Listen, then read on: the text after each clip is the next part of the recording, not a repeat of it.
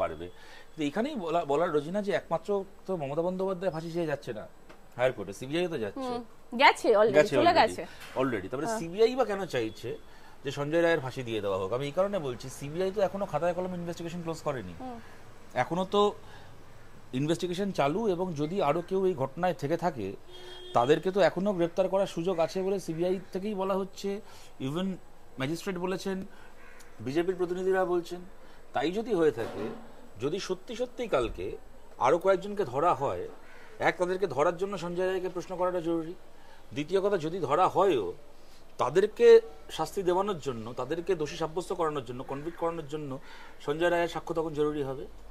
সঞ্জয় রায়কে যদি এখন ফাঁসি দিয়ে ওটা মুখটা বন্ধ করে দেওয়া যায়, আমি তর্কের খাতিরে ধরে নিই যে অদূর ভবিষ্যতে কখনো সিবিআই আরো কাউকে গ্রেপ্তার করলো এই ঘটনায় জড়িত থাকার জন্য, তখন তাকে তো আর কনভিক্ট করা যাবে না, তার তো সাক্ষীর অভাবে, প্রমাণের অভাবে সে তো ছাড়া পেয়ে যাবে। কেননা ইতিমধ্যে সাক্ষী যে সঞ্জয় রায়, যে একমাত্র সাক্ষী হতে পারতো, তাকে ফাঁসি দেওয়া হয়ে গেছে।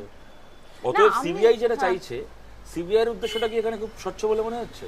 না, আমি বলছি সিবিআই বা রাজ্য সরকার দুজনের উদ্দেশ্যও স্বচ্ছ বলে মনে হচ্ছে না। কারণ কলকাতা পুলিশ যা তদন্ত করেছিল, সিবিআই আর তদন্ত প্রসিডিওর এগোয়নি। যা রায়ের কপিতে অলরেডি বলা আছে যে আয়ো ছিলেন সীমা পাহুজা, যা কলকাতা পুলিশ তদন্ত করেছিল চেন বাই চেন, তিনি সেইটাতেই সিলমোহর দিয়েছেন একদম এক্স্যাক্টলি।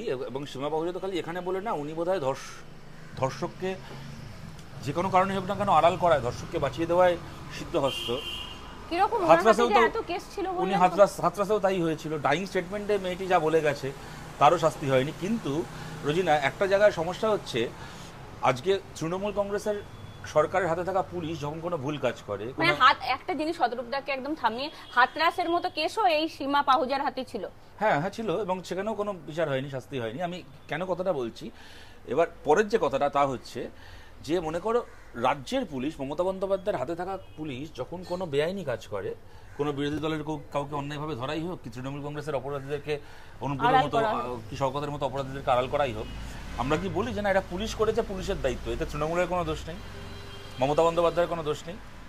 প্রথম 5 দিন কি 4 দিন তদন্তে কলকাতা পুলিশ যে প্রমাণ লোপাটের চেষ্টা করেছে, দোষীদেরকে আড়াল করার চেষ্টা করেছে, তার জন্য কি আমরা খালি কলকাতা পুলিশকে দোষ দিচ্ছি নাকি তৃণমূল সরকারকেও দোষ দিচ্ছি? সরকারকে দোষ দিচ্ছি তো।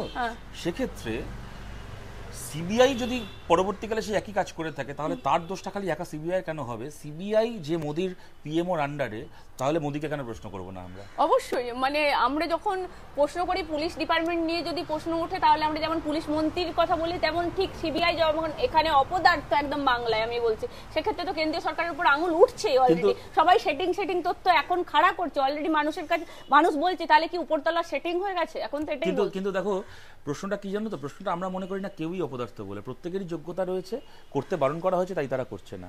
এটা পুলিশের ক্ষেত্রেও সত্যি, এটা সিবিআইয়ের ক্ষেত্রেও সত্যি। নাহলে তুমি একটা কথা আমাকে বলো, এই যে বিজেপির লোকেরা, প্রথম কথা হচ্ছে এদের একটা হিপোক্রেসি হচ্ছে, যখন কোনো জ্যোতিপ্রিয় মল্লিক কি পার্থ চ্যাটার্জি গ্রেপ্তার হবে, তখন শুভেন্দু অধিকারীরা একেবারে গলা শিরা ফুলিয়ে বলবে, কে ধরলো? দিল্লির পুলিশ। কে ধরলো? মোদিজির পুলিশ।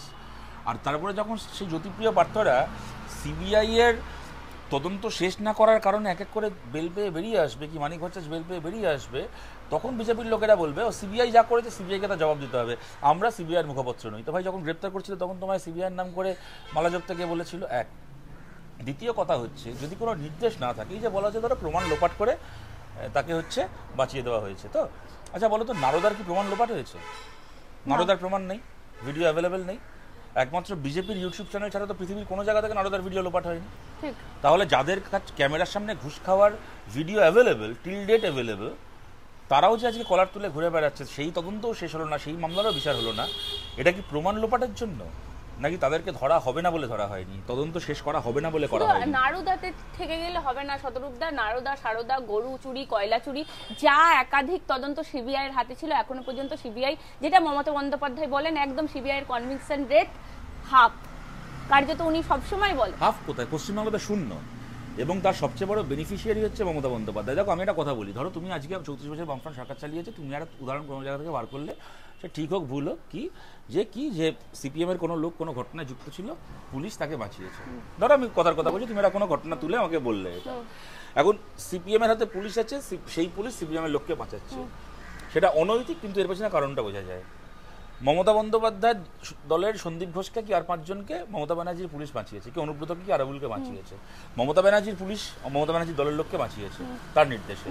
এর পেছনে এর কাজটা অনৈতিক, কিন্তু রাজনৈতিক কারণটা বোঝা যায়। কিন্তু সিবিআই এখানে বিজেপির লোককে বাঁচাচ্ছে না, তাও বুঝলাম বিজেপির হাতে সিবিআই আছে, বিজেপির লোককে বাঁচাচ্ছে। সিবিআই এখানে বাঁচাচ্ছে তৃণমূল কংগ্রেসের লোককে, একটার পর একটা তৃণমূলের মঞ্চে। আমি যা শেষ করিনি কথাটা। অতএব এখানে প্রশ্নটা খালি নৈতিকতার প্রশ্ন নাকি রাজনৈতিক প্রশ্ন, এক। দ্বিতীয় কথা আমি তোমায় বলছি, তুমি যে গরু বালি থেকে শুরু করে চাকরি সব কথা যে ঘটনাগুলো বলছো, আমি সব যদি সরিয়েও রাখি, ধরো গরু বালি পাচারের জন্য ক্ষতিগ্রস্ত হচ্ছে সাধারণভাবে আমাদের রাজ্যের অর্থনীতি, চাকরির এই দুর্নীতির জন্য ক্ষতিগ্রস্ত হয়েছে এক, যারা চাকরি প্রার্থী, যাদের চাকরি করার কথা ছিল, দুই, ছেলে মেয়েরা যারা পড়াশোনা করছে তাদেরকে এরকম জাল শিক্ষকদের কাছে পড়তে হচ্ছে, তারা যোগ্য শিক্ষকের কাছে পড়ার সুযোগ পাচ্ছে না। ক্ষতিগ্রস্ত কে হচ্ছে? স্কুল ব্যবস্থা, কি ছেলে মেয়েরা, শিক্ষা ব্যবস্থা।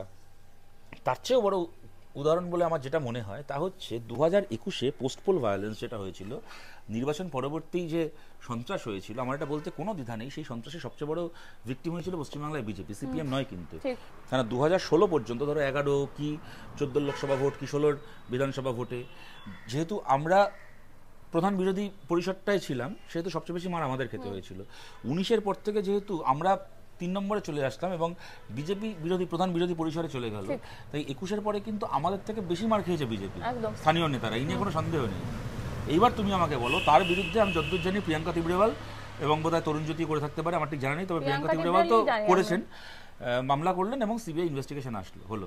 তো তুই বলো রোজিনা, তুমি বালি গরু কয়লা সব ছেড়ে দাও, তোমার নিজের দলের লোককে যারা খুন করলো তাদের বিরুদ্ধে তদন্ত শেষ করলে না। বিজেপির কর্মীরা খুন হলো, এই যে ধরো অভিজিৎ বলে বিজেপির যিনি কর্মী ছিলেন, অভিজিৎ সরকার, এখন সিবিআই এর উপর আস্থা ছেড়ে হাইকোর্টের দ্বারস্থ হয়েছে। কালকে ইন্টারভিউ আপনি বঙ্গ টিভিতে দেখে থাকবেন।